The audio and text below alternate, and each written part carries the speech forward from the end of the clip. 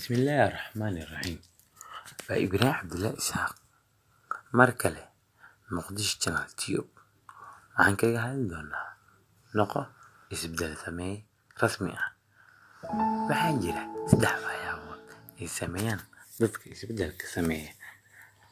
Waxaa jira qof raadiya mar uun hibadiisa uu ku helo shaqo ama uu samaysto shaqo gaar ah. Waxaa jira qof raadiya shaqo si uu uga baxo baahi lacageed uu qabo isla markaa. Waxaa jira qof saddexaad aan raadsan shaqo ama uu ku jiro kaliya inuu dadka shahaado. Haddii aan uga hadalno midda koowaad, waxaa jira nin caan ah oo la yiraahdo Steve Jobs. Waa aasaasaha shirkadda Apple, waana mid ka mid ah dadka ugu saameynta badan dunida qarnigii 20aad iyo 21aad. Waxaa jira hadal xigmad uu reebay, wuxuuna ahaa: markaan ahaa 23 jir waxa aan shaqaystay $1 million.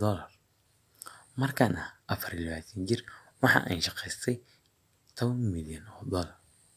Markaan ahaa 25 jir waxa aan shaqaystay $100 milyan.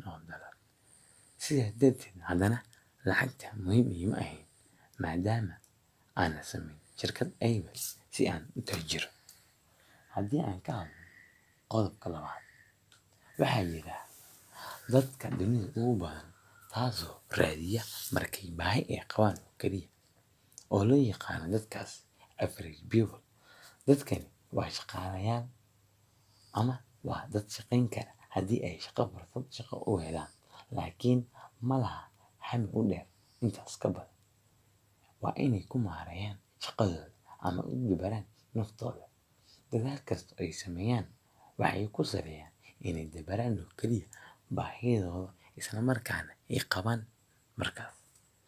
Haddii aan ka hadalno qodobka saddexaad oo ah inuu raadsan shaqo haddii loo keenana uu qaban shaqo oo kaliya uu jecel yahay inuu dadka shahaado isla markaana aanan gaarin ahdaaf muhiim ah noloshiisa.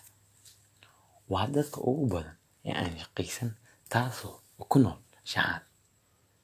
Waa dadka hawlka neceb ama jecel inay rafaad ama dhib aysan u marin xoolo ay leeyihiin.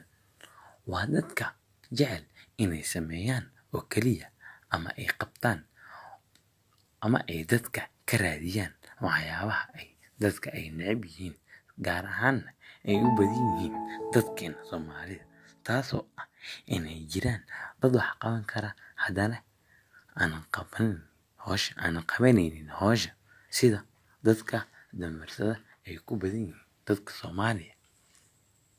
Waa mar kale Ibraahim Cabdullaahi Isxaaq, Muqdisho Channel.